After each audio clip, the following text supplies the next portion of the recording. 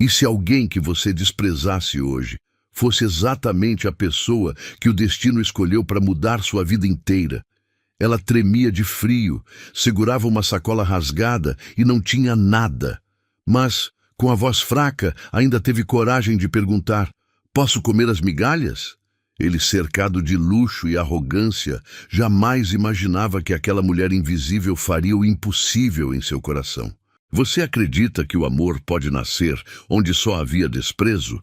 Então curta esse vídeo, comente "Eu acredito no impossível" e se inscreva agora no canal para histórias que curam, emocionam e surpreendem.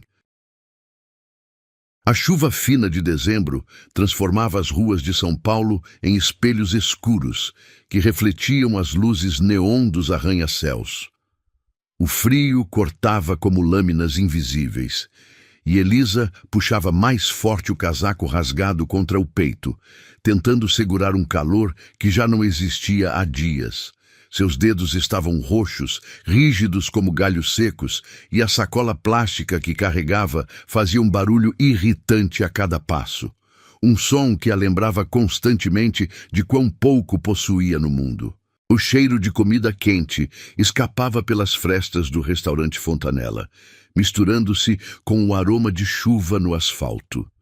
Era um perfume cruel que fazia seu estômago contrair em espasmos dolorosos. Elisa parou diante da porta de vidro, observando o interior dourado através do vapor que se formava contra o frio. Cristais pendiam do teto como lágrimas congeladas, e o som abafado de conversas elegantes chegava até ela como uma música distante de outro mundo. Seus olhos percorreram cada mesa, cada rosto bem vestido, cada gesto despreocupado de pessoas que jamais precisaram contar moedas para um pão. O estômago dela emitiu um som grave, um protesto que ecoou contra suas costelas salientes. Fazia 2 dias que não comia nada, além de alguns biscoitos velhos encontrados no lixo de uma padaria. "Só as sobras", murmurou para si mesma, a voz rouca como lixa. "Só preciso das sobras." Empurrou a porta pesada e o calor a atingiu como uma bofetada gentil. O contraste era tão intenso que suas pernas tremeram, e ela precisou se apoiar no batente para não cambalear. O cheiro de carne assada, molhos refinados e pão fresco invadiu seus pulmões, fazendo-a sentir uma tontura que não sabia se era da fome ou da súbita mudança de temperatura. Os garçons, impecáveis em seus uniformes brancos, a notaram imediatamente. Seus olhares eram como facas afiadas, cortando-a em pedaços de julgamento silencioso. Um deles sussurrou algo para o outro, e ambos desviaram os olhos fingindo que ela não existia.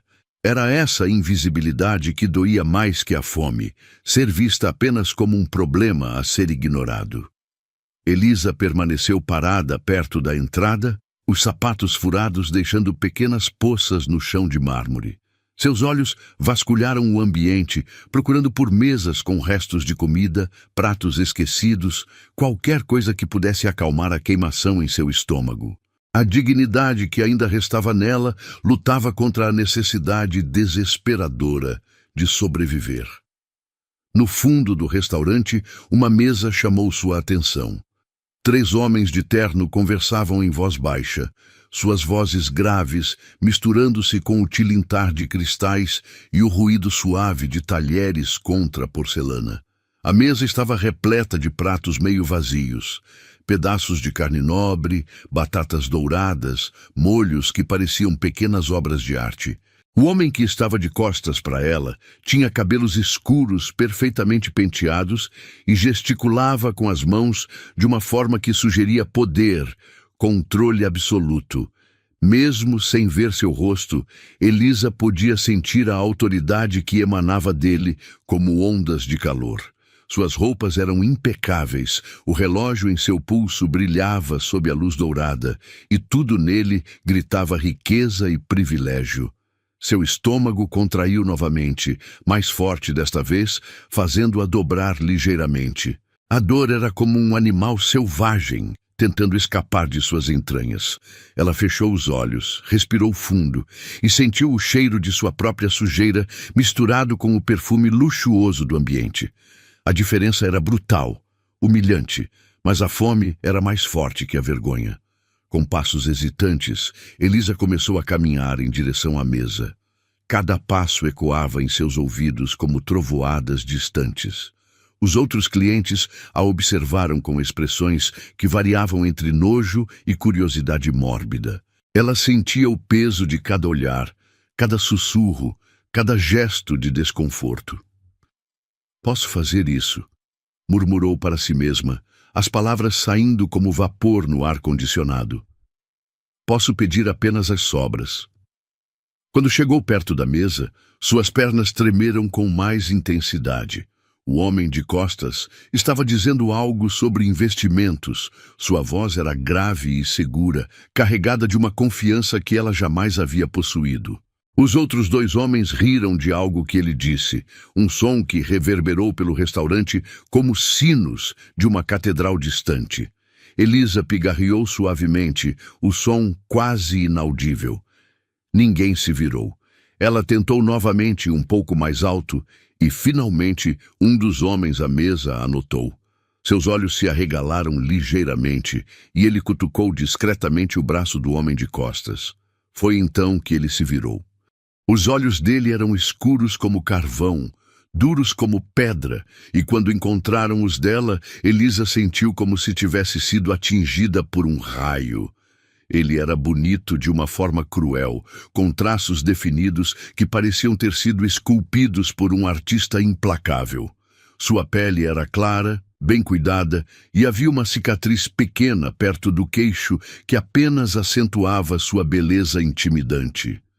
Vinícius Fontenelle a observou de cima a baixo, seus olhos percorrendo cada detalhe de sua aparência destroçada. O casaco rasgado, os sapatos furados, a sacola plástica que ela segurava como se fosse seu único tesouro. Sua expressão mudou lentamente, passando da surpresa para algo que parecia uma mistura de nojo e diversão. "Desculpe interromper", Elisa começou, sua voz saindo mais fraca do que esperava. As palavras pareciam grudar em sua garganta seca. Eu estava me perguntando se..." Ela parou, engoliu em seco e sentiu o gosto amargo da própria saliva. Os três homens a observavam agora, seus rostos expressando desde curiosidade até desconforto óbvio. O silêncio se estendeu como uma corda tensionada, pronta para se romper. "Moço", ela finalmente conseguiu dizer, sua voz tremendo como uma folha ao vento. Posso comer as migalhas?" A pergunta saiu como um sussurro desesperado, carregado de toda a humilhação que ela sentia, mas também de uma dignidade férrea que se recusava a morrer. Ela não estava pedindo esmola, não estava implorando. Estava simplesmente perguntando se podia ter o que eles não queriam, o que seria jogado fora. O silêncio que se seguiu foi ensurdecedor. Os três homens ficaram imóveis, como se ela tivesse acabado de falar em uma língua alienígena. Vinícius a encarou com uma intensidade que a fez sentir como se estivesse sendo dissecada, estudada como um espécime raro sob um microscópio. Seus olhos se encontraram mais uma vez, e por um momento infinitesimal, Elisa viu algo passar pela expressão dele. Algo que poderia ter sido surpresa, ou talvez reconhecimento de alguma humanidade compartilhada. Mas o momento passou tão rapidamente que ela se perguntou se não havia imaginado. E foi essa frase que começou a mudar tudo. A pergunta de Elisa ficou suspensa no ar como fumaça tóxica. Por 3 segundos eternos, o restaurante inteiro pareceu ter parado de respirar. Então, como se alguém tivesse acionado um interruptor, a mesa explodiu em gargalhadas. O som era estridente, cortante, ecoando pelas paredes de mármore, como o barulho de vidro se estilhaçando. Marcelo, o sócio mais jovem de Vinícius, foi o primeiro a se recuperar do choque, e sua risada tinha um tom histérico que fez outros clientes do restaurante se virarem para observar. Seus olhos brilhavam com uma crueldade infantil, enquanto ele rapidamente pegava o celular, apontando a câmera diretamente para Elisa. "Cara, isso é ouro puro!" Ele sussurrou para Ricardo, o terceiro homem da mesa, enquanto mantinha o dedo no botão de gravar. "Minha audiência vai amar isso. Vocês viram a cara dela? É surreal!" Elisa sentiu o calor subindo pelo pescoço, uma queimação que não tinha nada a ver com a temperatura do restaurante. Seus olhos se fixaram na lente do celular e ela percebeu que estava sendo filmada, exposta, transformada em entretenimento para pessoas que ela nem conhecia. O cheiro de sua própria transpiração nervosa se misturava com o aroma dos perfumes caros que flutuavam pelo ar. Vinícius se inclinou para trás na cadeira, um sorriso lento e predatório se espalhando por seu rosto. Havia algo quase teatral em sua postura, como se ele fosse um ator representando o papel do vilão em uma peça cuidadosamente ensaiada. Seus dedos tamborilavam contra a mesa de vidro, produzindo um som rítmico que parecia marcar o tempo para a humilhação que estava por vir. "Migalhas", ele repetiu, sua voz arrastada e carregada de uma diversão cruel. "Você quer saber se pode comer migalhas?" A palavra saiu de sua boca como se fosse algo repugnante, algo que ele precisasse cuspir para se livrar do gosto ruim. Ele olhou para os amigos, compartilhando o momento como se fosse uma piada interna, e depois voltou os olhos para Elisa com uma intensidade que a fez sentir como se estivesse sendo espetada com agulhas. "Pode pegar", ele disse, sua voz alta o suficiente para que meio restaurante ouvisse. "É só o que você vai ter da vida mesmo." As palavras caíram sobre Elisa como golpes físicos. Cada sílaba carregava o peso de todos os momentos em que ela havia sido invisível, ignorada, tratada como menos que humana. Seus olhos se encheram de lágrimas, mas ela se recusou a deixá-las cair. Não ali, não diante deles. Os outros clientes do restaurante começaram a sussurrar entre si, alguns tirando fotos discretas, outros simplesmente observando o espetáculo como se fosse uma atração gratuita. O ambiente, antes elegante e respeitoso, agora pulsava com uma energia tóxica de voyeurismo e crueldade coletiva. Elisa se abaixou lentamente, seus joelhos estralando com o movimento. O chão de mármore estava frio contra suas mãos quando ela se apoiou para pegar os pedaços de pão que haviam caído ao lado da mesa. Migalhas, literalmente. Pedaços pequenos e duros que um garçom havia derrubado durante o serviço. Suas lágrimas começaram a escorrer silenciosamente enquanto ela juntava cada fragmento, colocando-os na palma da mão trêmula. O sabor salgado das lágrimas se misturava com o gosto amargo da humilhação. Ela podia sentir o peso de todos os olhares sobre ela. Cada flash de celular, cada sussurro malicioso. "Meu Deus, vocês estão vendo isso?" Marcelo continuava narrando para sua transmissão ao vivo. "É melhor que qualquer coisa na TV. Gente, curtam aí se vocês acham que ela pediu isso." Vinícius se inclinava para frente agora, observando cada movimento de Elisa com uma atenção quase científica. Havia algo em seus olhos que ela não conseguia decifrar. Uma mistura de fascínio e repugnância, como se ela fosse um experimento social particularmente interessante. "Ei", ele chamou, fazendo com que ela levantasse os olhos úmidos. "Você tem noção do que está fazendo? Tem noção de onde está?" Elisa permaneceu agachada, as migalhas ainda na palma da mão. Seus lábios tremiam, e ela podia sentir o gosto de ferro do próprio sangue, onde havia mordido a língua para não chorar mais alto. A dignidade que havia carregado por toda a vida, mesmo nos momentos mais difíceis, estava sendo despedaçada como papel molhado. "Responde para a câmera", Marcelo insistiu, aproximando o celular do rosto dela. "Qual é a sua história? Como você chegou até aqui?" Nossos seguidores querem saber. Mas Elisa não respondeu. Em vez disso, ela se levantou lentamente, as migalhas ainda na mão.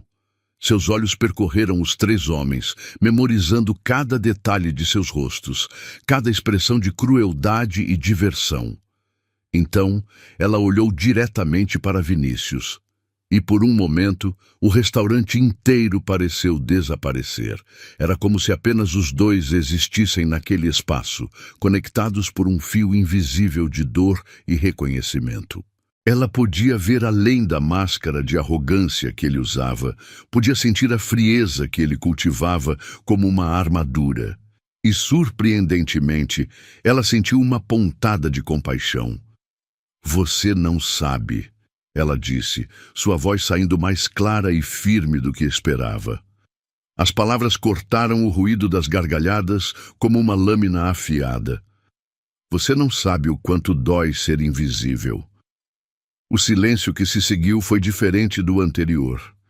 Este não era o silêncio da expectativa ou da surpresa. Era o silêncio da verdade nua, sendo exposta crua e incontestável. Vinícius parou de sorrir. Marcelo baixou lentamente o celular. Ricardo engoliu em seco. Elisa continuou a encará-lo, suas lágrimas agora caindo livremente, mas sua postura ereta e digna. "Eu não escolhi estar aqui. Eu não escolhi ter fome. Eu não escolhi ser tratada como lixo. Mas você escolheu ser cruel." Suas palavras ecoaram pelo restaurante, cada sílaba carregada de uma dor tão profunda que alguns clientes baixaram os olhos, incapazes de continuar observando. O cheiro de comida cara, que antes era tentador, agora parecia enjoativo, quase podre. "Você tem tudo", ela continuou, sua voz ganhando força. "Tem comida, tem roupas, tem um teto, tem amigos, tem poder, tem escolhas, mas mesmo assim escolhe usar tudo isso para fazer outra pessoa se sentir pequena. E isso diz muito mais sobre você do que sobre mim." Vinícius a encarava agora com uma expressão que ela não conseguia interpretar. A diversão havia sumido completamente de seus olhos, substituída por algo que parecia quase vulnerabilidade. Medo.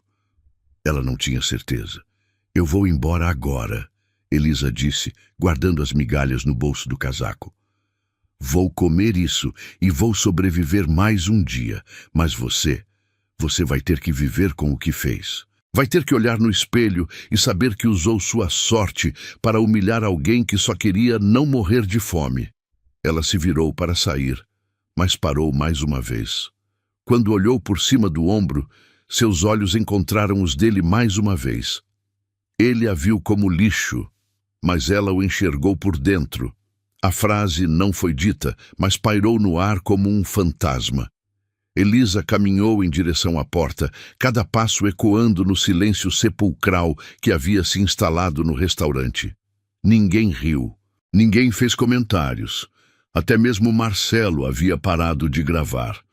Quando ela chegou à porta, o frio da noite a atingiu como um lembrete brutal da realidade que a esperava lá fora. Mas, estranhamente, ela não se sentiu derrotada. Havia algo na forma como havia falado, na forma como havia enfrentado a crueldade com dignidade, que a fazia sentir mais forte do que havia se sentido em muito tempo. Atrás dela, o restaurante permaneceu em silêncio por longos minutos. Vinícius continuava olhando para a porta, por onde ela havia saído, as palavras dela ecoando em sua mente como um eco que se recusava a desaparecer. O apartamento de Vinícius, no último andar do edifício mais exclusivo da Faria Lima, era uma fortaleza de vidro e aço que se erguia sobre São Paulo como um trono flutuante. Cada cômodo era uma declaração de poder. Pisos de mármore italiano, obras de arte que valiam mais que a maioria das casas, janelas do chão ao teto que ofereciam uma vista panorâmica da cidade que se estendia até o horizonte como um oceano de luzes. Mas naquela noite, todo o luxo parecia sufocante.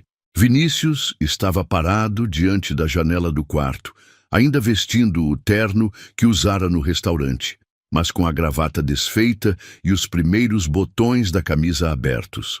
Suas mãos tremiam ligeiramente enquanto segurava um copo de uísque escocês de 20 anos. A bebida dourada refletindo as luzes da cidade. O líquido não havia tocado seus lábios. Ele simplesmente precisava de algo para ocupar suas mãos inquietas. O cheiro de seu perfume caro se misturava com o aroma do couro das poltronas e o odor suave da madeira encerada, criando uma atmosfera de riqueza que sempre o havia confortado. Mas agora, tudo parecia artificial, como um cenário montado para uma peça que ele não queria mais representar. Você não sabe o quanto dói ser invisível. As palavras dela ecoavam em sua mente pela 100ª vez, cada repetição cortando mais fundo que a anterior. Ele balançou a cabeça, tentando se livrar do som da voz quebrada, mas as palavras se recusavam a sair, grudadas em sua consciência como mel amargo. Vinícius se afastou da janela e caminhou até a parede onde estava pendurada uma televisão de 75 polegadas. Com o controle remoto, ele ligou o aparelho e imediatamente a tela se encheu de notificações das redes sociais. Centenas de comentários, milhares de visualizações, emoji de risadas e corações partidos, se misturando em um caos digital que fazia seu estômago revirar. O vídeo já havia se tornado viral. Marcelo havia postado a gravação com a legenda: "Quando a realidade bate na porta do restaurante mais chique da cidade, realidade nua, vida real, conteúdo autêntico." O vídeo tinha sido compartilhado incontáveis vezes, cada compartilhamento acompanhado de comentários que variavam desde risadas cruéis até críticas ferozes. "Que nojo desse cara rico", dizia um comentário. "Ela pediu as migalhas e ele humilhou ela assim? Que monstro!" "Gente, olhem a cara dela quando ele fala. Isso é desumano. Alguém sabe quem é esse cara de terno? Quero processar ele por humilhação." Ele é o Vinícius Fontinelli, dono da Fontinelli Investimentos. Procurem no Google. O nome dele estava sendo associado a palavras como monstro, desumano, cruel. Hashtags começaram a surgir. Justiça para ela, Miss Vinícius Monstro, Miss Migalhas de Humanidade. Sua empresa já estava sendo bombardeada com ligações de jornalistas e a assessoria de imprensa enviara 15 mensagens urgentes que ele ignorou. Vinícius desligou a televisão e jogou o controle remoto no sofá de couro branco. O silêncio que se seguiu era ainda mais ensurdecedor que o barulho digital. Ele podia ouvir o próprio coração batendo, um ritmo acelerado que não conseguia controlar desde que saíra do restaurante. Caminhou até o banheiro, onde o espelho de corpo inteiro refletia sua imagem impecável. Cabelos perfeitamente arrumados, pele cuidada, músculos definidos pela academia particular, dentes brancos alinhados por anos de ortodontia cara. Era a imagem da perfeição que ele havia cultivado a vida inteira. Mas quando olhou nos próprios olhos, viu algo que não reconheceu. Uma estranha vulnerabilidade. Um questionamento que nunca havia estado lá antes. Era como se os olhos da mulher, Elisa, ele nem sabia o nome dela, tivessem deixado uma marca, um eco de sua dor refletido de volta para ele. "Eu vou embora agora. Vou comer isso e vou sobreviver mais um dia. Mas você vai ter que viver com o que fez." Ele fechou os olhos, mas a imagem dela continuava lá. O casaco rasgado, os sapatos furados, a forma como ela se abaixara para pegar as migalhas sem perder completamente a dignidade. Havia algo nela que ele não conseguia esquecer. Uma força silenciosa que o perturbava mais do que qualquer crítica que já havia recebido. Seu telefone vibrou. Era uma mensagem de Marcelo. Cara, olha só, já passamos de 2 milhões de visualizações. Meu perfil ganhou 50 mil seguidores só hoje. Isso é incrível. Obrigado por ter topado a brincadeira. Vinícius encarou a mensagem com uma mistura de nojo e confusão. Brincadeira? Marcelo achava que aquilo havia sido uma brincadeira? A forma como ela tremeu, como suas lágrimas caíram no chão frio, como sua voz rachada ainda conseguiu carregar tanta dignidade. Tudo isso era entretenimento para pessoas que ele considerava amigos? Ele digitou e apagou uma resposta 5 vezes antes de simplesmente desligar o telefone.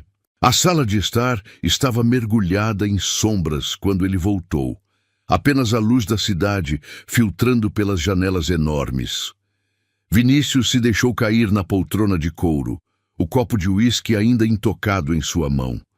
O líquido havia perdido o brilho dourado, tornando-se opaco como seus pensamentos. Pela primeira vez em anos, ele tentou se lembrar de quando havia parado de ver pessoas como pessoas. Quando exatamente elas haviam se tornado apenas obstáculos, ferramentas ou formas de entretenimento. Quando havia perdido a capacidade de olhar para alguém e ver uma história, uma luta, uma humanidade que merecia respeito. A imagem de sua mãe surgiu em sua mente sem aviso. Dona Conceição, que havia limpado escritórios durante 20 anos para pagar seus estudos, que chegava em casa com as mãos rachadas e os pés inchados, mas sempre com um sorriso para ele. Ela falecera 5 anos antes, e ele havia prometido no velório que faria dela se orgulhar. Meu filho, ela dizia quando ele era adolescente, dinheiro não faz ninguém melhor que ninguém. Só te dá mais responsabilidade de ser bom com quem tem menos. As palavras dela ecoavam como um fantasma do passado, misturando-se com a voz de Elisa em uma sinfonia dolorosa de culpa e reconhecimento. Quando havia parado de ouvir os conselhos de sua mãe, quando havia decidido que ser rico o tornava superior aos outros. Vinícius se levantou abruptamente, o uísque derramando no chão de mármore. Ele precisava encontrá-la. Precisava... o quê? Pedir desculpas? Consertar o estrago? Provar para si mesmo que ainda havia algo humano dentro dele? Ele correu até o interfone e ligou para a portaria. José, preciso dos seguranças, agora. Algum problema, Dr. Vinícius? Preciso encontrar alguém. Uma mulher, ela estava no restaurante Fontanella hoje à noite. Preciso que vocês a encontrem. Houve uma pausa do outro lado da linha. Senhor, são quase 2 da manhã. Que tipo de mulher o senhor está procurando? Uma mulher que estava passando dificuldades. Ela pode estar nas ruas. Preciso falar com ela. Entendi, senhor. Vou chamar a equipe. Em 20 minutos, 3 seguranças estavam em sua sala.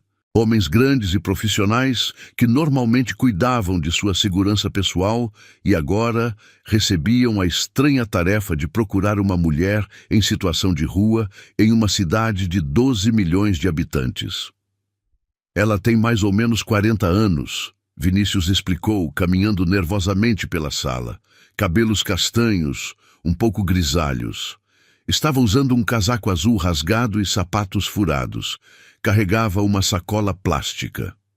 Os seguranças trocaram olhares discretos. Era óbvio que achavam a situação estranha, mas eram pagos para não fazer perguntas. Alguma área específica onde devemos procurar, senhor? Comecem pelos abrigos. Depois as praças, viadutos, estações de metrô. Ela parecia conhecer as ruas. Durante as 3 horas seguintes, Vinícius ficou acordado, olhando pela janela e esperando notícias. Ele havia ligado para hospitais, centros de assistência social, até mesmo para a polícia. Nada. Era como se Elisa houvesse desaparecido na vastidão urbana, engolida pela invisibilidade que ela mesma havia mencionado. Quando o sol começou a nascer, pintando o céu de laranja e rosa, os seguranças retornaram de mãos vazias. Haviam encontrado dezenas de mulheres nas ruas, algumas que até se pareciam com a descrição, mas nenhuma era ela. Ela desapareceu, murmurou Vinícius, ainda parado diante da janela. Como alguém simplesmente desaparece? Mas ele sabia a resposta. Pessoas como Elisa desapareciam todos os dias, tornando-se invisíveis para uma sociedade que preferia não vê-las. Ela havia sido invisível até o momento em que se tornou entretenimento. E agora, quando finalmente alguém queria vê-la, ela havia se tornado invisível novamente. Pela primeira vez em sua vida adulta, Vinícius Fontenelle se sentiu completamente impotente. Todo o seu dinheiro, toda a sua influência, todos os seus contatos, nada disso podia encontrar uma mulher que havia simplesmente pedido para comer as migalhas que ele deixaria para trás. Pela primeira vez, ele queria consertar algo que o dinheiro não podia comprar. O sol agora estava completamente nascido e a cidade acordava para mais um dia. Mas para Vinícius, aquela noite havia marcado o fim de algo e o início de outra coisa que ele ainda não compreendia completamente. Tudo o que sabia era que o rosto daquela mulher, a dor em seus olhos, a dignidade em sua postura quebrada, havia mudado algo fundamental dentro dele. E agora ela havia desaparecido, levando consigo a única chance que ele tinha de descobrir quem realmente era, por baixo de todas as camadas de riqueza e arrogância que havia construído ao longo dos anos. 5 dias se passaram como uma tortura lenta e metódica. Vinícius havia cancelado todas as reuniões, ignorado ligações de investidores importantes e deixado que sua assistente lidasse com a crise de imagem que se alastrava como fogo em pasto seco. Suas ações na bolsa despencaram 8%, 3 clientes corporativos cancelaram contratos milionários e a hashtag #boicote Vinícius Fontenelle ocupava os trending topics há 72 horas consecutivas. Mas nada disso importava. Todas as manhãs, ele saía de casa às 5 horas, dirigindo seu Porsche pelas ruas ainda vazias de São Paulo, procurando por um rosto que havia se tornado uma obsessão. Percorria os mesmos trajetos que os seguranças já haviam feito. Visitava abrigos onde funcionários cansados balançavam a cabeça negativamente. Caminhava por baixo de viadutos onde o cheiro de urina e desespero impregnava suas roupas caras. Na quinta manhã, quando o sol ainda era apenas uma promessa no horizonte cinzento, Vinícius estacionou em frente ao Hospital das Clínicas. Não havia uma razão lógica para estar ali. Apenas uma intuição inexplicável que o puxava como um ímã invisível. Suas mãos tremiam ligeiramente enquanto desligava o motor, e ele percebeu que não havia dormido mais de 2 horas nas últimas noites. O hospital respirava uma tristeza institucional. Corredores brancos se estendiam em todas as direções, como artérias de um corpo ferido, e o cheiro de desinfetante se misturava com algo mais profundo, o odor da vulnerabilidade humana. Vinícius nunca havia prestado atenção a esses detalhes antes, mas agora cada sensação parecia amplificada, como se ele tivesse desenvolvido uma nova forma de perceber o mundo. Ele estava prestes a falar com a recepcionista quando ouviu algo que fez seu coração parar. Era uma voz feminina, baixa e melodiosa, contando uma história. A voz carregava uma qualidade hipnótica que cortava através do barulho constante do hospital como um fio de ouro em tecido grosso. Vinícius seguiu o som, seus passos ecoando pelos corredores até chegar à ala pediátrica. Ali, através de uma porta entreaberta, ele a viu. Elisa estava sentada no chão de um quarto de hospital, cercada por 5 crianças que variavam entre 4 e 10 anos. Seus cabelos castanhos, com fios grisalhos, estavam presos em um rabo de cavalo simples, e ela usava as mesmas roupas da noite do restaurante, mas agora lavadas e remendadas, com uma precisão que falava de dignidade mesmo na pobreza.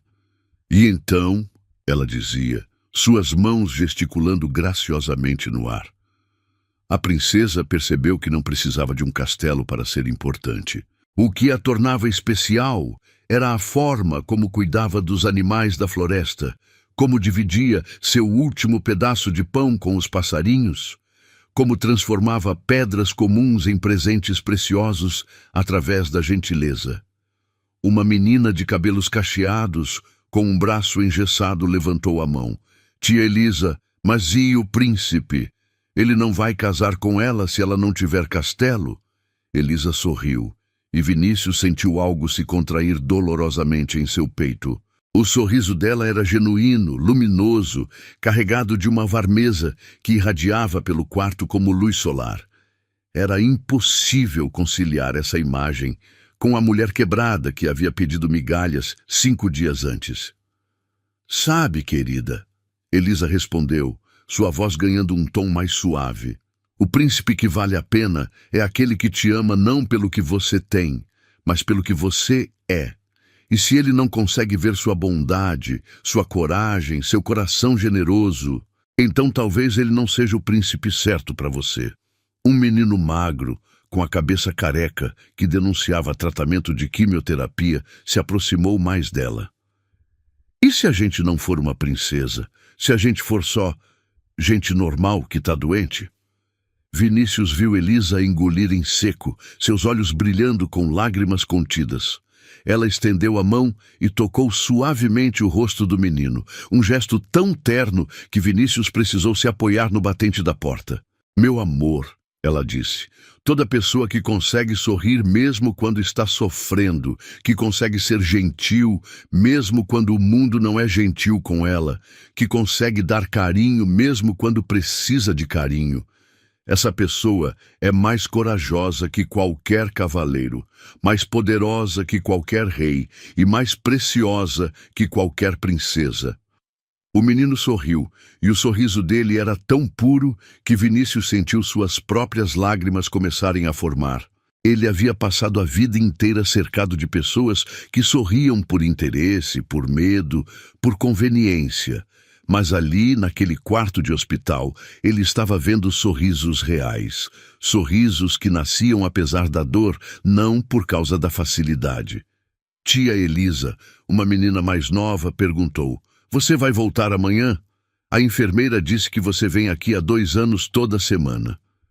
Claro que vou voltar, Elisa respondeu abraçando a criança. Vocês são a parte mais brilhante da minha semana.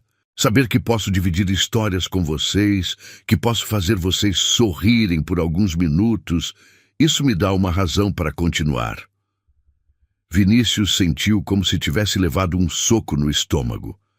Aquela mulher, que não tinha nada além das roupas do corpo, vinha há 2 anos ao hospital para dar de si mesma para crianças doentes. Enquanto ele reclamava de reuniões inconvenientes e vinhos que não estavam na temperatura ideal, ela encontrava propósito em pequenos atos de bondade que ninguém via, ninguém filmava, ninguém compartilhava nas redes sociais. Uma enfermeira entrou no quarto sorrindo ao ver Elisa. Hora do lanche, crianças. A tia Elisa precisa descansar um pouco. As crianças protestaram, mas obedientemente começaram a se levantar.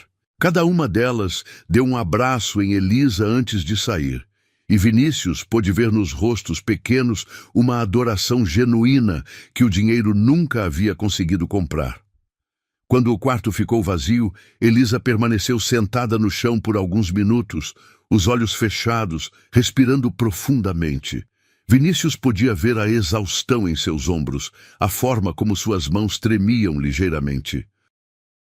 Ela estava claramente cansada, provavelmente com fome, possivelmente doente, mas ainda assim havia acabado de passar 2 horas dando alegria a crianças que precisavam. Foi então que ela abriu os olhos e o viu parado na porta. Por um momento, nenhum dos dois se moveu. O ar entre eles parecia eletrificado, carregado com tudo o que havia acontecido no restaurante, todo o peso das palavras não ditas e das emoções cruas. Elisa não parecia surpresa em vê-lo. Havia uma resignação em seus olhos, como se ela soubesse que esse momento chegaria eventualmente. Você me encontrou, ela disse simplesmente, sua voz calma, mas cautelosa.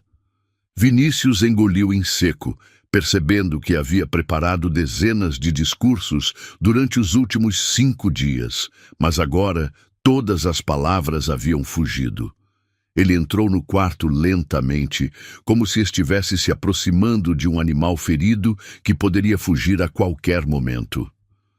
Eu procurei por você, ele conseguiu dizer, sua voz saindo rouca e insegura. Por dias, meus seguranças, investigadores particulares, hospitais, abrigos. Por quê? Ela perguntou, se levantando graciosamente do chão. Mesmo em pé, ela era significativamente mais baixa que ele, mas havia uma dignidade em sua postura que a fazia parecer imponente. Vinícius abriu a boca, mas nenhum som saiu. Por que ele havia procurado por ela? Para pedir desculpas? Para se sentir melhor consigo mesmo? Para provar que não era o monstro que as redes sociais diziam que era? Todas essas razões pareciam pequenas e egoístas diante da realidade da mulher que estava na sua frente.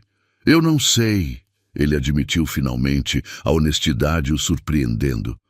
Eu só não conseguia parar de pensar no que você disse, no que eu fiz, em quem eu me tornei. Elisa o estudou por um longo momento, seus olhos percorrendo seu rosto como se estivesse lendo um livro complicado. Havia algo quase maternal em seu olhar, uma sabedoria que vinha não de livros ou universidades, mas de anos vivendo na margem da sociedade, observando a natureza humana em suas formas mais cruas. E o que você espera de mim agora? Ela perguntou. Perdão? Absolvição? Uma segunda chance de se sentir bem consigo mesmo?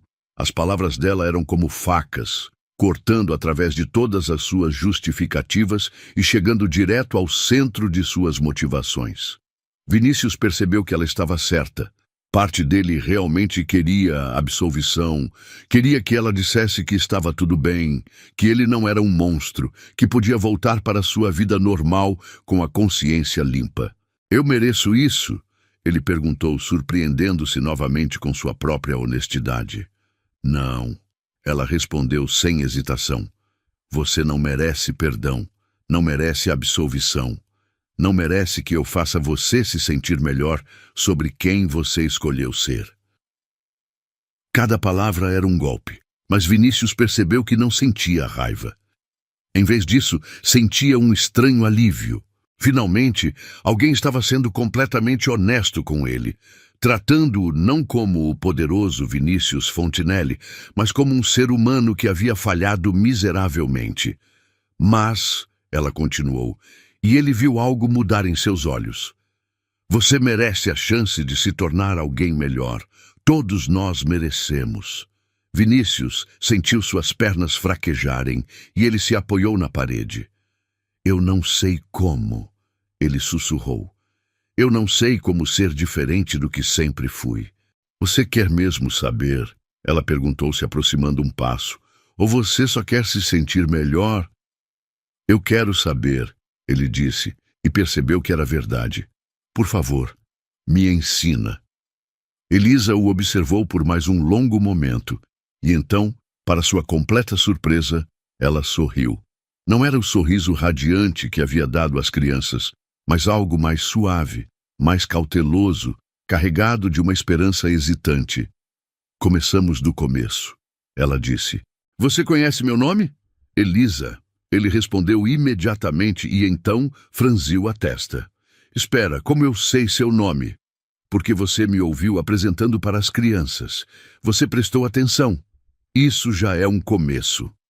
Ela estendeu a mão para ele, um gesto simples que carregava um peso enorme. Vinícius, certo? Prazer em conhecer você de verdade. Quando ele pegou a mão dela, Vinícius sentiu algo que não experimentava há anos.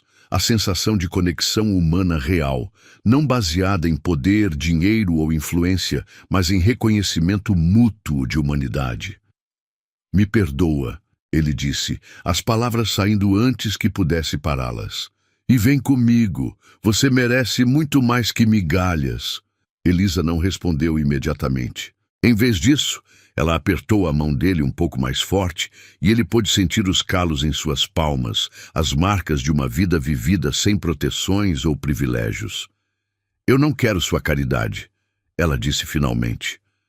Mas se você realmente quer mudar, se você realmente quer aprender, então sim, eu vou com você, não para ser salva, mas para ver se você consegue se salvar. E naquele momento, no corredor de um hospital onde ela doava tempo e histórias para crianças que a sociedade havia esquecido, Elisa desabou. Não de fome ou cansaço, mas do peso de finalmente ser vista, realmente vista, por alguém que havia escolhido enxergá-la não como entretenimento ou problema, mas como uma pessoa com valor próprio. Foi ela quem o salvou, não o contrário.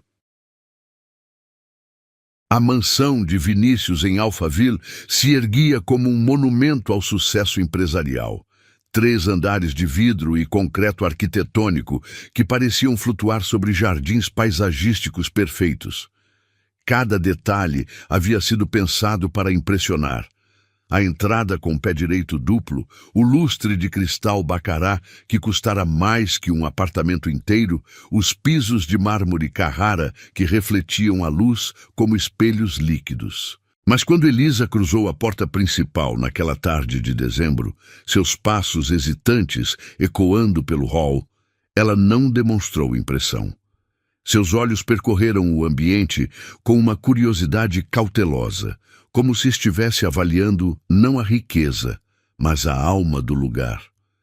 É muito silencioso, ela comentou, sua voz suave, cortando através do vazio acústico da casa.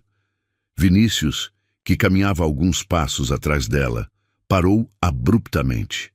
Ele nunca havia notado o silêncio antes. A casa sempre lhe parecera elegante, sofisticada, um reflexo apropriado de seu status. Mas agora, vendo-a através dos olhos de Elisa, percebia que era exatamente isso. Silenciosa como um mausoléu, vazia de qualquer calor humano real. Você não gosta? Ele perguntou genuinamente preocupado com a resposta. Elisa se virou para ele e havia uma gentileza em seus olhos que amenizava suas próximas palavras. Não é questão de gostar ou não gostar, é questão de sentir vida. Casas têm energia, Vinícius. Esta aqui, ela está esperando por alguém que realmente viva nela.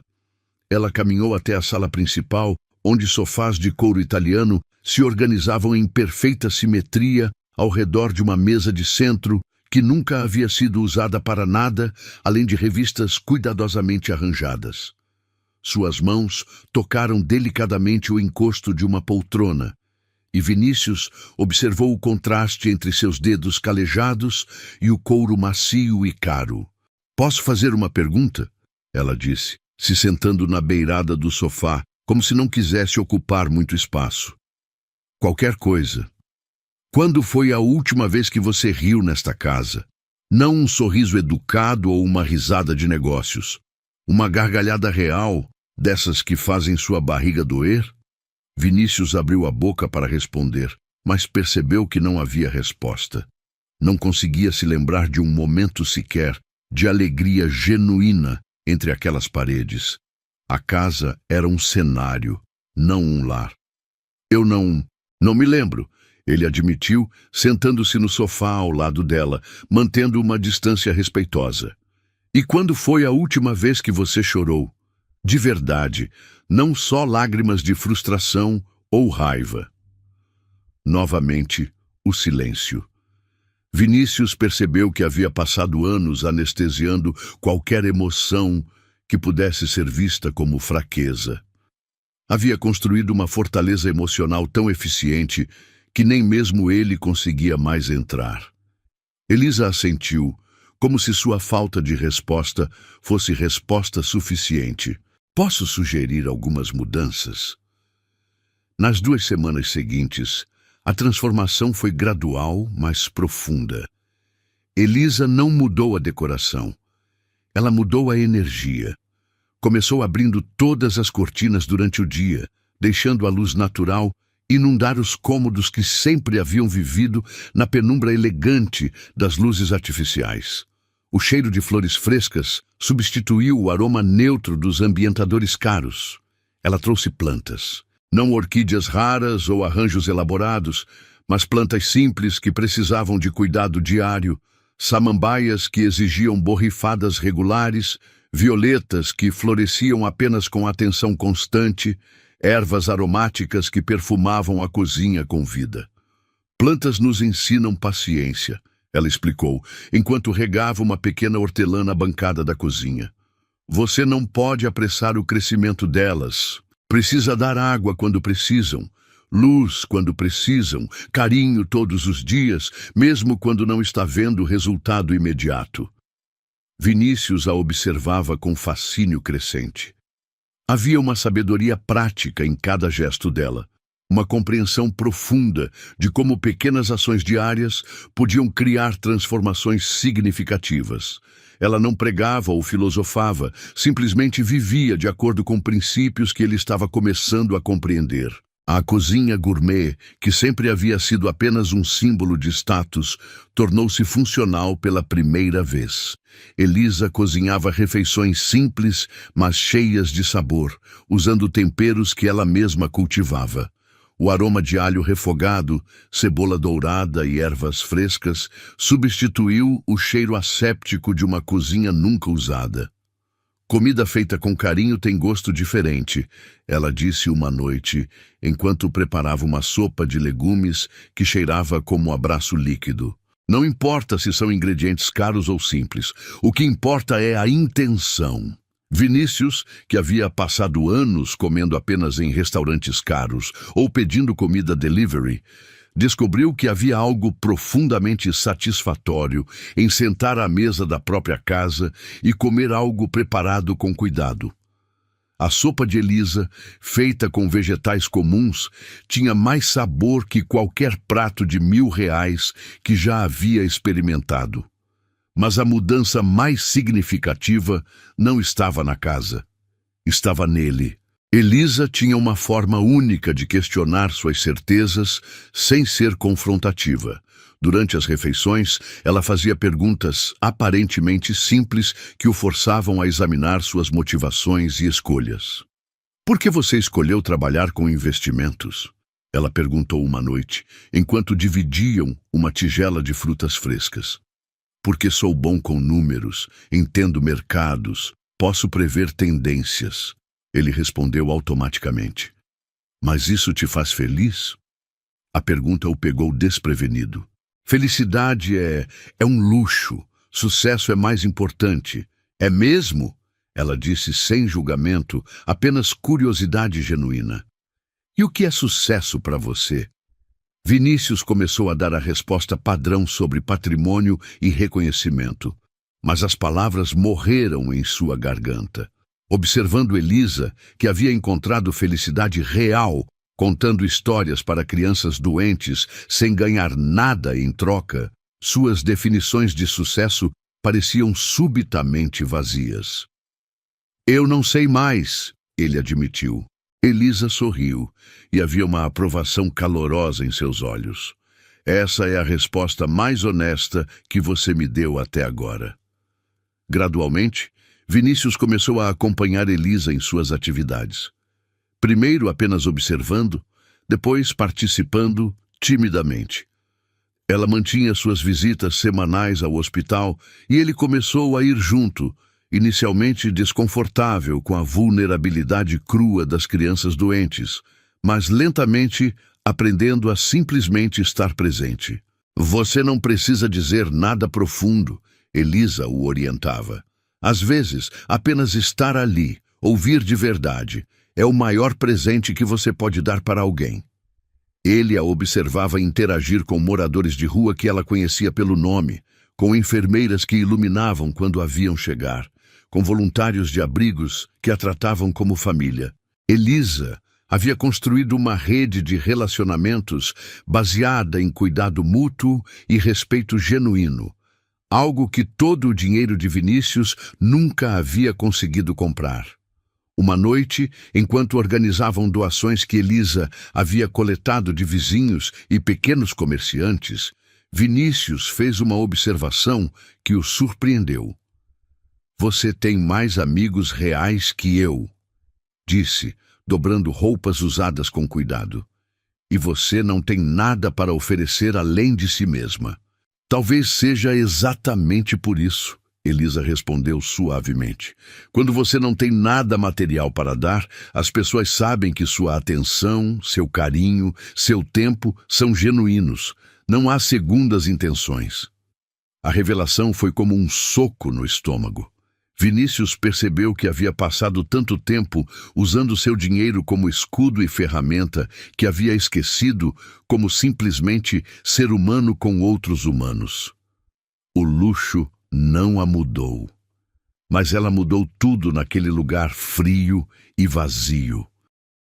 Ao final de 2 semanas, a mansão ainda era luxuosa, ainda era cara, ainda impressionava visitantes, mas agora ela respirava. Havia riso ecoando pelos corredores quando Elisa tentava ensinar Vinícius a cozinhar e ele queimava o feijão.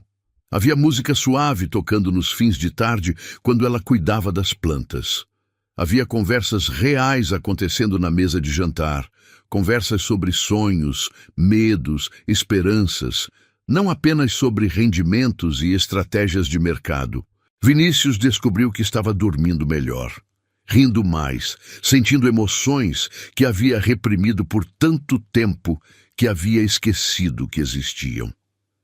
Mas mais importante, estava aprendendo a ver pessoas, realmente ver da forma como Elisa via. Não como ferramentas ou obstáculos ou formas de entretenimento, mas como seres humanos complexos, cada um carregando uma história única que merecia respeito.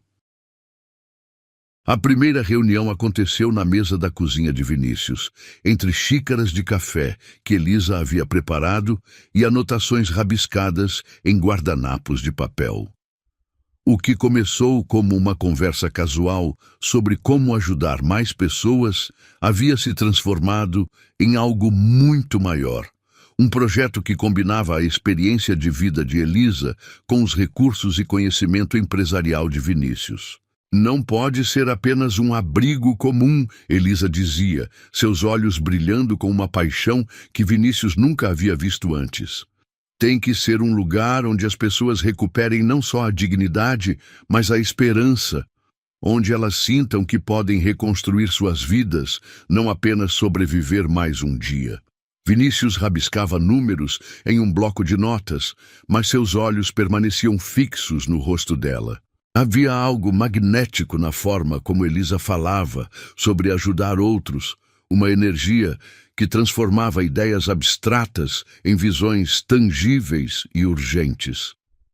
"Quantas pessoas você calcula que conseguiríamos atender por mês?" Ele perguntou, a mente empresarial automaticamente buscando métricas e projeções. "Não é sobre quantidade", ela respondeu suavemente, tocando o braço dele. "É sobre transformação real. Prefiro ajudar 10 pessoas a realmente mudarem de vida do que dar comida para 100 e deixá-las na mesma situação no dia seguinte." Nas semanas seguintes, eles se tornaram parceiros improváveis, mas complementares. Vinícius usava seus contatos para encontrar o terreno perfeito, um galpão abandonado no centro da cidade que poderia ser renovado. Elisa passava os dias pesquisando metodologias de reintegração social, conversando com assistentes sociais experientes, visitando outros projetos para entender o que funcionava e o que não funcionava. "Olha isso", ela disse uma tarde, espalhando fotos sobre a mesa. "Este projeto em Porto Alegre tem uma taxa de reintegração de 80%. Sabe por quê? Porque eles não só dão abrigo, eles ensinam profissões, ajudam com documentação, oferecem acompanhamento psicológico, criam redes de apoio." Vinícius estudou as imagens. Pessoas trabalhando em oficinas, crianças brincando em espaços seguros, famílias inteiras reconstruindo suas vidas com dignidade. Quanto custaria implementar algo assim? Muito, Elisa disse honestamente. Mas você sabe o que custa mais? Continuar ignorando o problema. Continuar achando que pessoas em situação de rua são invisíveis até que elas se tornem inconvenientes. As palavras dela ecoaram as que ela havia dito no restaurante naquela noite que mudou tudo, e Vinícius sentiu um aperto familiar no peito. Ele começou a fazer cálculos, vendendo algumas de suas ações menos lucrativas, liquidando investimentos que eram apenas apostas especulativas. Pela primeira vez na vida, estava usando seu dinheiro não para ganhar mais dinheiro, mas para criar algo que importava. A transformação do galpão levou 4 meses. Vinícius contratou os melhores arquitetos e engenheiros, mas insistiu que Elisa aprovasse cada detalhe. Ela queria que o espaço fosse acolhedor, não institucional. Cores quentes nas paredes, plantas em cada canto, janelas grandes que deixassem entrar luz natural abundante. As pessoas que vão chegar aqui já foram julgadas e rejeitadas pela sociedade. Ela explicava para a equipe de arquitetos. Este lugar precisa ser diferente. Precisa dizer, desde o primeiro momento, que elas são bem-vindas, que são valorizadas, que têm potencial. Eles criaram dormitórios que pareciam quartos de hotel simples, não beliches de abrigo. Uma cozinha comunitária onde as pessoas pudessem cozinhar suas próprias refeições e reconstruir a sensação de autonomia. Salas de aula para cursos profissionalizantes. Um jardim interno onde terapias ocupacionais pudessem acontecer. Uma biblioteca pequena, mas bem equipada.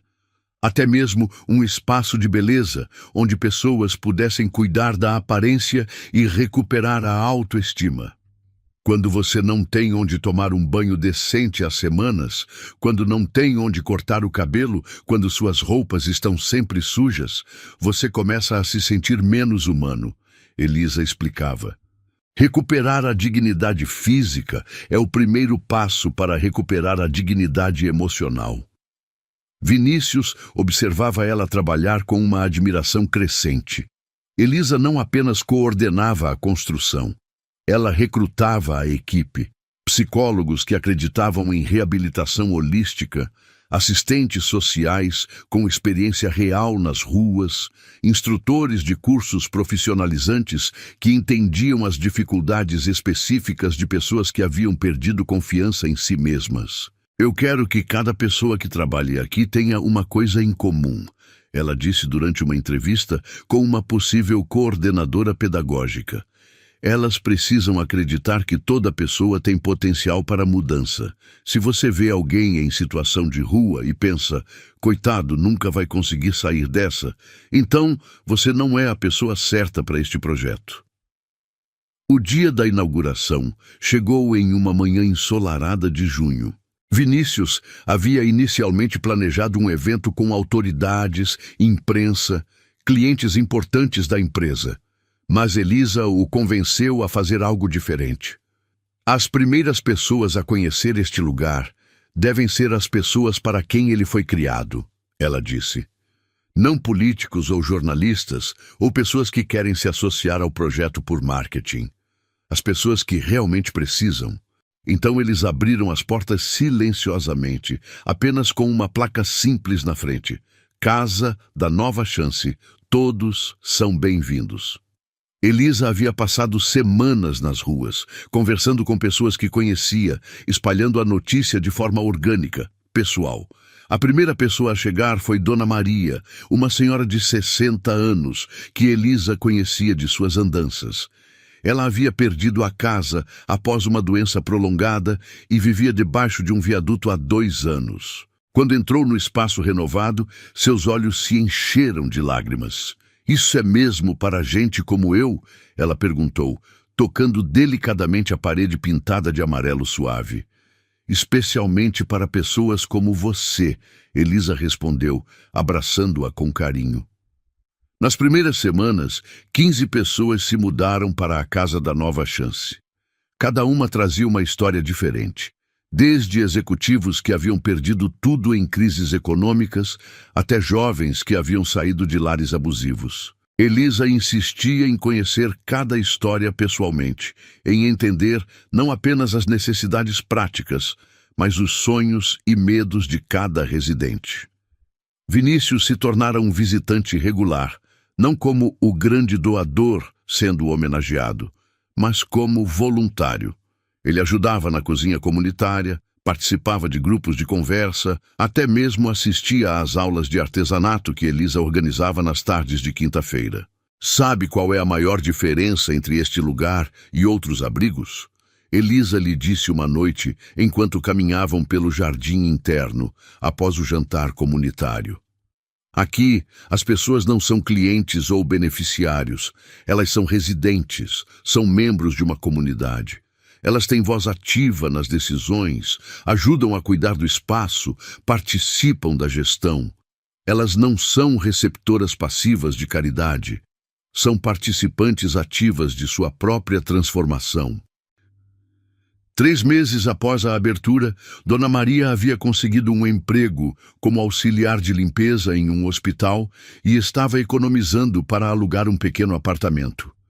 Carlos, um engenheiro de 42 anos que havia perdido tudo no alcoolismo, estava há 60 dias sóbrio e havia começado a dar aulas de matemática para outros residentes. Jéssica, uma jovem de 19 anos que havia fugido de casa aos 16, estava terminando o ensino médio e sonhava em fazer faculdade de enfermagem.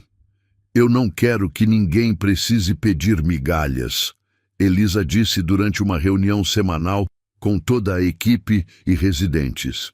Todos merecem uma mesa, todos merecem dignidade, todos merecem uma segunda chance de construir a vida que sonham. Vinícius a observava falar e percebeu que havia encontrado seu próprio propósito. Não era mais sobre acumular riqueza ou impressionar pessoas. Era sobre usar seus recursos e habilidades para amplificar o trabalho de pessoas como Elisa, que entendiam verdadeiramente como criar mudança real no mundo. Ela que um dia foi vista como o resto, agora dava banquetes de esperança. Ao final do primeiro ano, a Casa da Nova Chance havia atendido 43 pessoas, com uma taxa de reintegração social de 75%. Mas além dos números, havia algo mais precioso. Uma comunidade havia nascido. Pessoas que se ajudavam mutuamente, que compartilhavam não apenas dificuldades, mas também vitórias. Um lugar onde ter perdido tudo não era motivo de vergonha, mas o primeiro passo para reconstruir algo melhor. E Vinícius sabia que tudo isso existia, porque uma mulher que havia pedido migalhas numa noite fria havia escolhido transformar sua dor em compaixão, sua experiência em sabedoria, sua própria sobrevivência em ferramenta para salvar outros. A nova sede da Casa da Nova Chance se erguia como um farol de esperança na região central de São Paulo. 3 anos haviam se passado desde aquela primeira conversa na cozinha de Vinícius, e o que começara como um projeto havia se transformado em um movimento. O prédio de 4 andares, com sua fachada de vidro e jardins suspensos, abrigava agora não apenas um abrigo, mas um centro completo de reintegração social que atendia mais de 200 pessoas por mês. Elisa caminhava pelos corredores naquela manhã de setembro, verificando os últimos detalhes para a cerimônia de inauguração oficial. Seus passos ecoavam diferente agora. Não mais o arrastar cansado de sapatos furados, mas o caminhar firme de alguém que havia encontrado seu lugar no mundo. Ela usava um vestido azul marinho simples, mas elegante, cabelos presos em um coque que realçava a serenidade que havia substituído o desespero em seus olhos. "Elisa, a imprensa está chegando", anunciou Marina, a coordenadora de comunicação que havia se juntado à equipe 6 meses antes. 3 emissoras de TV, 2 jornais e uma dúzia de influenciadores digitais confirmaram presença. Elisa assentiu, mas seus olhos revelavam um desconforto sutil. Mesmo após 3 anos trabalhando com Vinícius, a exposição pública ainda a deixava nervosa. Ela preferia o trabalho nos bastidores, as conversas individuais com os residentes, os pequenos momentos de transformação que aconteciam longe dos holofotes. "E o Dr. Vinícius?" Marina perguntou, consultando sua prancheta. "Ele está no 4º andar, ensaiando o discurso pela 10ª vez." Elisa sorriu. "Acho que está mais nervoso que eu." No 4º andar, Vinícius estava diante do espelho do banheiro executivo, ajustando a gravata pela 5ª vez. Seus cabelos, agora com algumas mechas grisalhas que não existiam 3 anos antes, estavam perfeitamente penteados, mas suas mãos tremiam ligeiramente. Não era nervosismo profissional. Ele havia apresentado para plateias muito maiores e mais intimidantes. Era algo mais profundo, mais pessoal. Ele puxou do bolso interno do paletó uma pequena caixa de veludo azul marinho.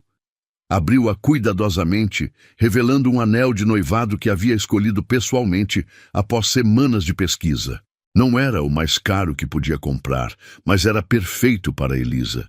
Um solitário clássico e elegante, montado em ouro branco, com um diamante que brilhava com a mesma pureza que ele via nos olhos dela.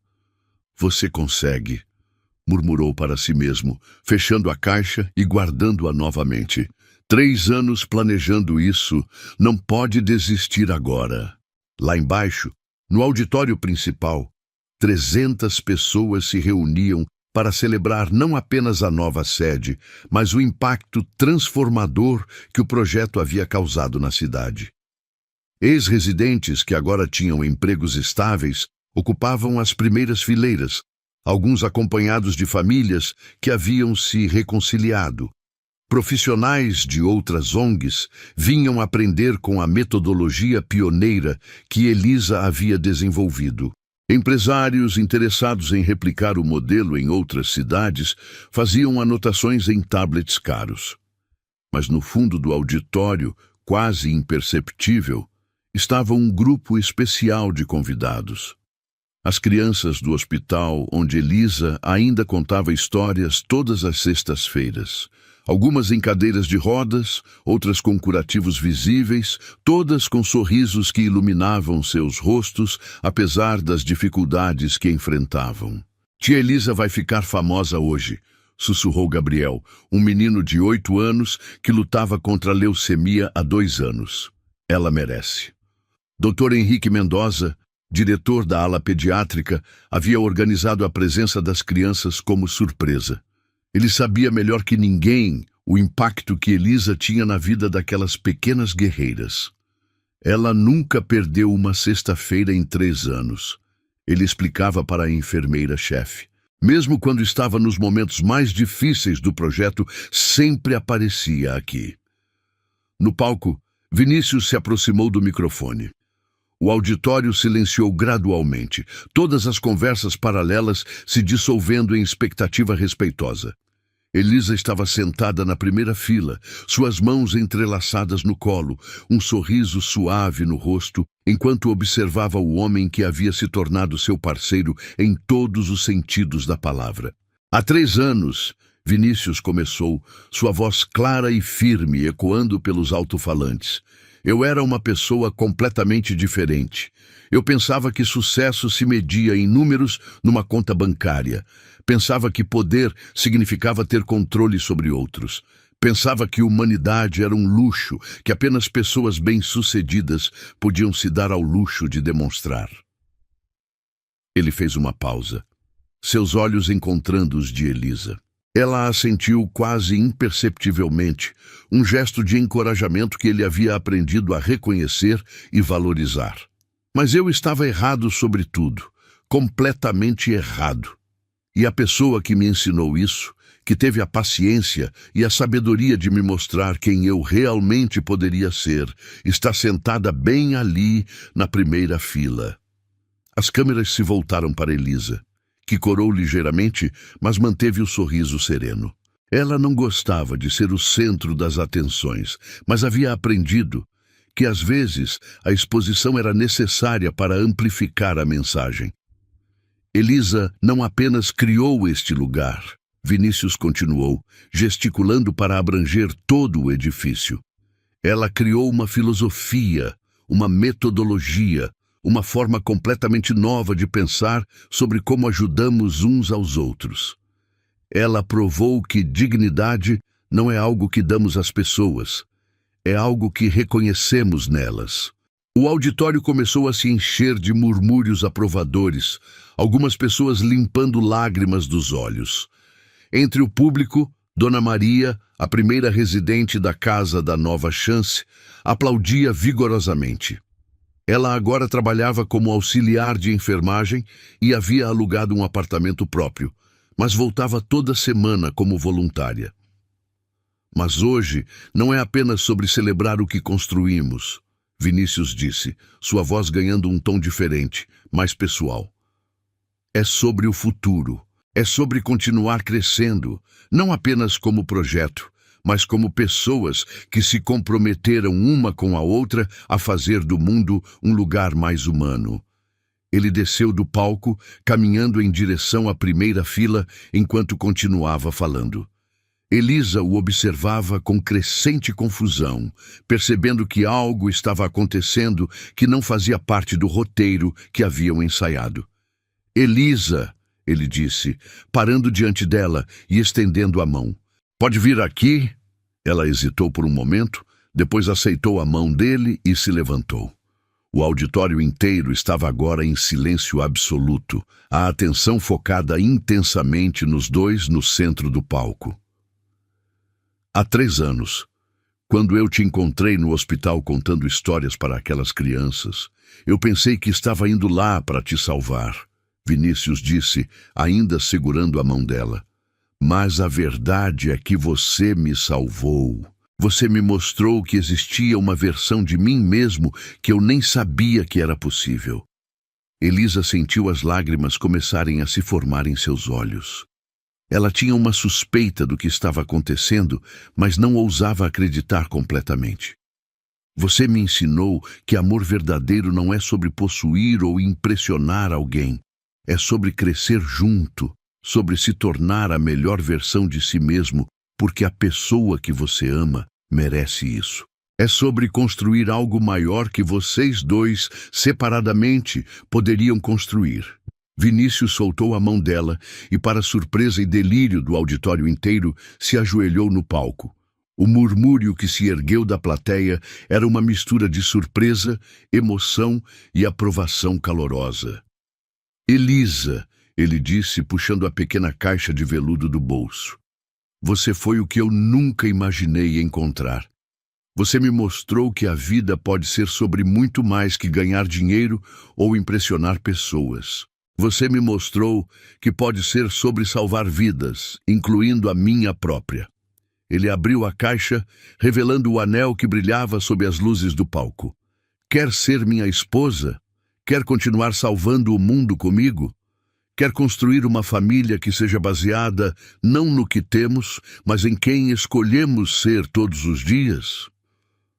O silêncio que se seguiu durou apenas alguns segundos, mas pareceu uma eternidade. Elisa olhou para o homem ajoelhado à sua frente. Não o milionário arrogante que havia conhecido naquela noite terrível no restaurante, mas o homem que havia escolhido se transformar, dia após dia, em alguém digno do amor que ela oferecia. Sim, ela disse, sua voz mal passando de um sussurro, mas o microfone captou cada sílaba. Sim, eu quero, mas só se a gente continuar salvando outros. O auditório explodiu em aplausos e lágrimas.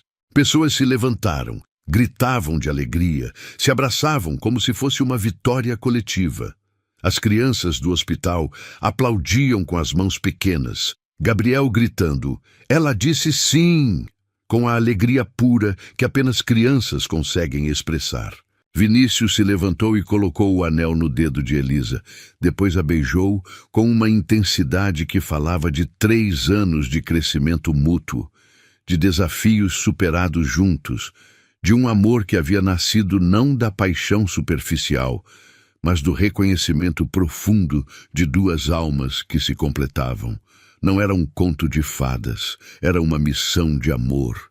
Quando finalmente se separaram, ainda no meio do palco, cercados por 300 pessoas que celebravam não apenas um noivado, mas a prova viva de que transformação real era possível, Elisa sussurrou no ouvido de Vinícius: "Agora temos que terminar essa inauguração. Temos trabalho a fazer." Ele riu, a gargalhada genuína e alegre que ela havia ensinado ele a redescobrir. "Sim, senhora futura Fontinelli, temos uma vida inteira de trabalho pela frente." 2 anos após o casamento, no pequeno jardim da Casa da Nova Chance, onde Dona Maria havia sido madrinha e as crianças do hospital foram pajens e damas de honra, Elisa e Vinícius haviam construído uma vida que nenhum dos dois havia imaginado possível. A manhã de sábado encontrava-os na cozinha de casa. Não mais a mansão gelada de Alphaville, mas uma casa menor e mais acolhedora no bairro Vila Madalena, onde plantas tomavam conta de cada canto e o cheiro de café caseiro se misturava com o aroma de pães frescos. "Você viu a reportagem da Globo ontem?" Vinícius perguntou, servindo café em 2 canecas de cerâmica feitas pelos próprios residentes da Casa da Nova Chance durante as oficinas de artesanato. Elisa estava debruçada sobre um tablet, respondendo e-mails de coordenadores de outras cidades que queriam implementar a metodologia que ela havia desenvolvido. Brasília, Recife, Porto Alegre, Belo Horizonte, 15 cidades já haviam aberto suas próprias versões da Casa da Nova Chance, todas seguindo os princípios que ela sistematizara em um manual que se tornara referência nacional.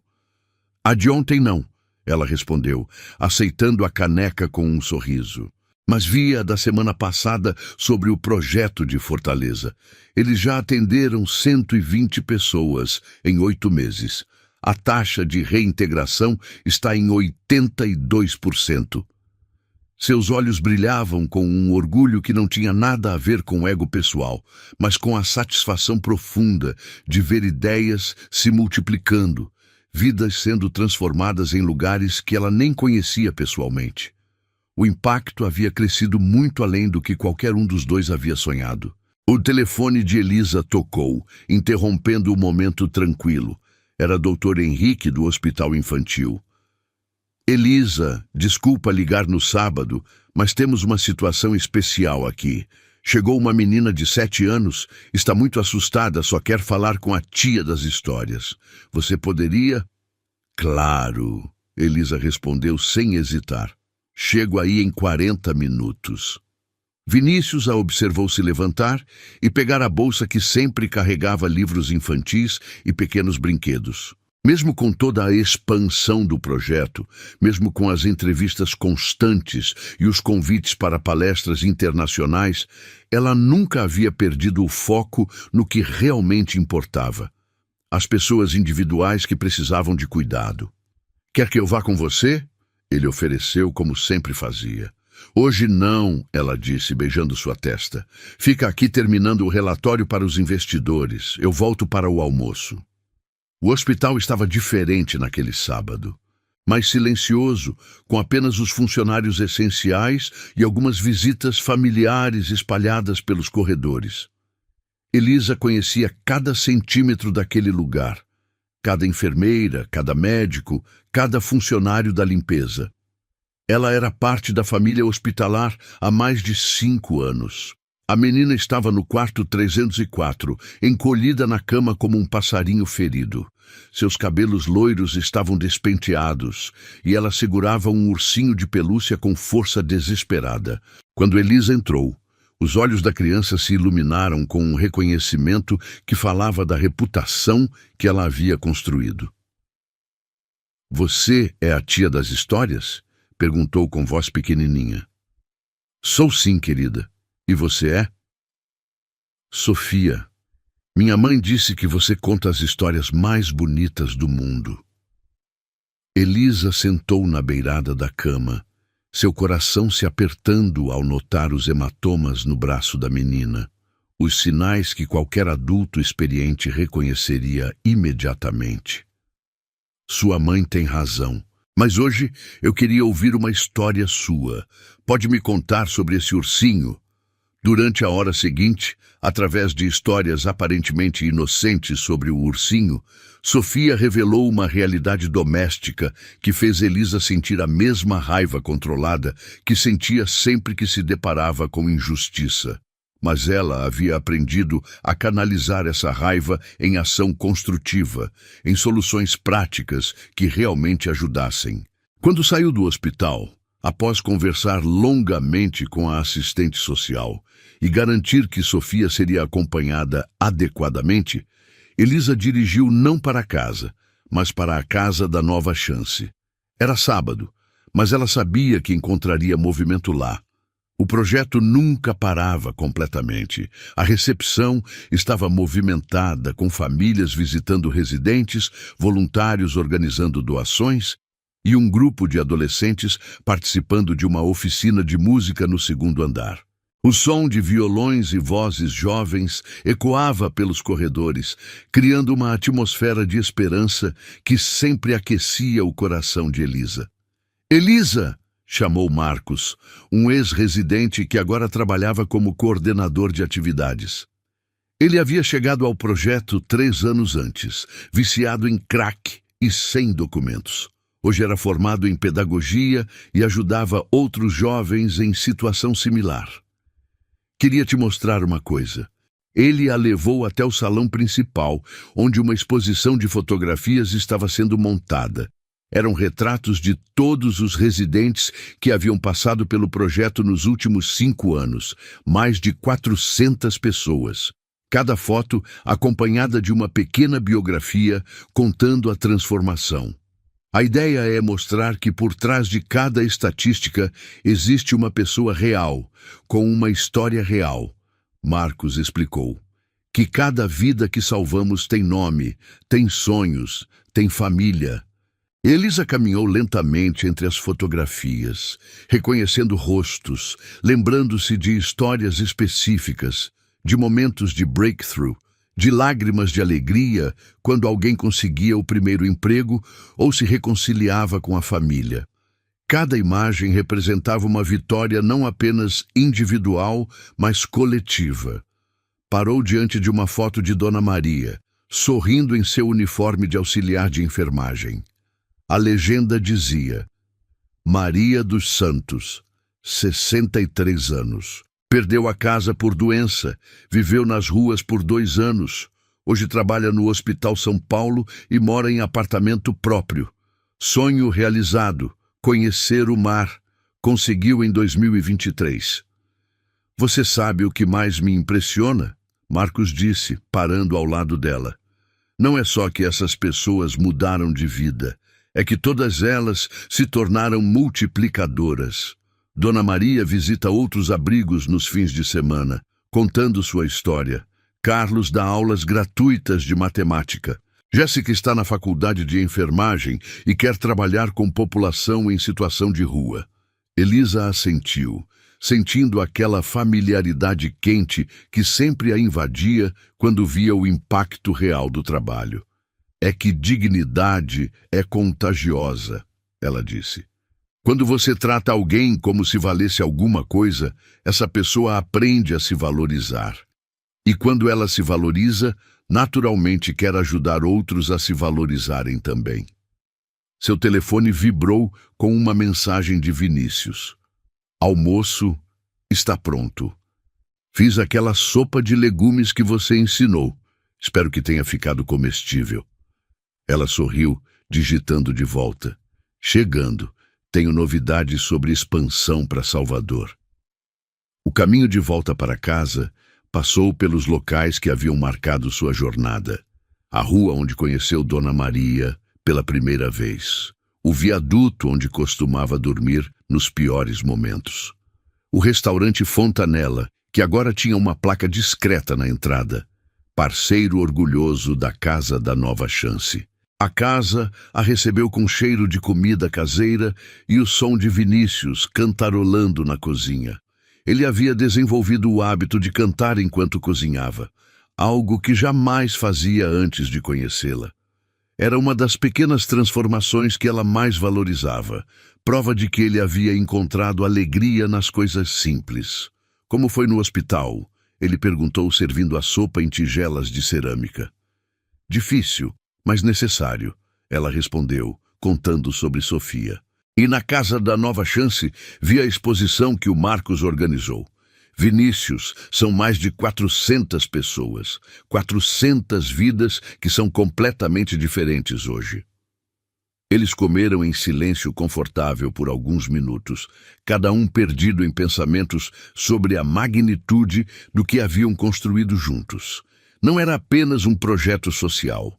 Era um movimento que estava mudando a forma como a sociedade via e tratava seus membros mais vulneráveis. Sabe o que eu estava pensando hoje de manhã? Vinícius disse, limpando a boca com o guardanapo. Lembrei daquela frase que você disse na primeira noite no restaurante. Qual?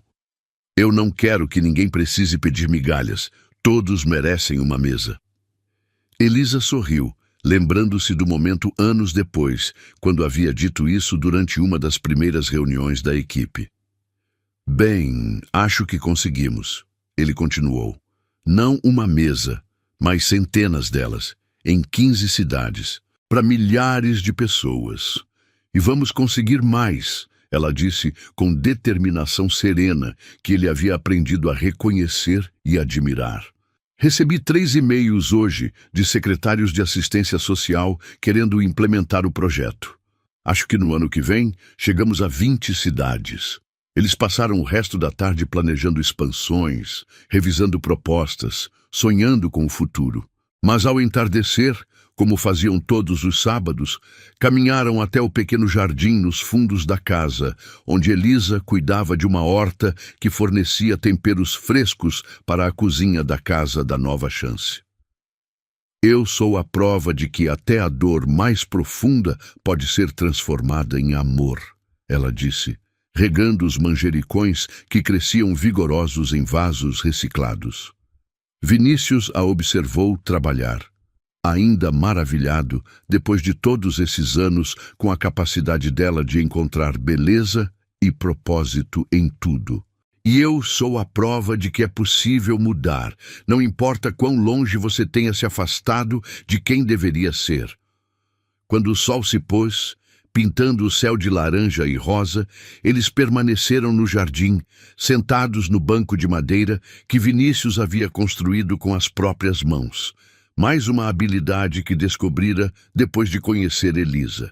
Ela pediu migalhas e construiu um banquete. A frase não foi dita em voz alta, mas pairou no ar como uma oração silenciosa, um reconhecimento de tudo que haviam construído juntos. Uma vida baseada não no que tinham, mas no que davam. Uma história que provava que amor verdadeiro se multiplica quando é usado para servir outros. Hoje, Elisa e Vinícius viviam juntos, não como casal de luxo, mas como líderes de uma causa que havia se tornado maior que eles mesmos. E toda noite antes de dormir, eles sabiam que haviam cumprido a promessa feita naquele palco 2 anos antes. Continuar salvando outros, uma vida de cada vez.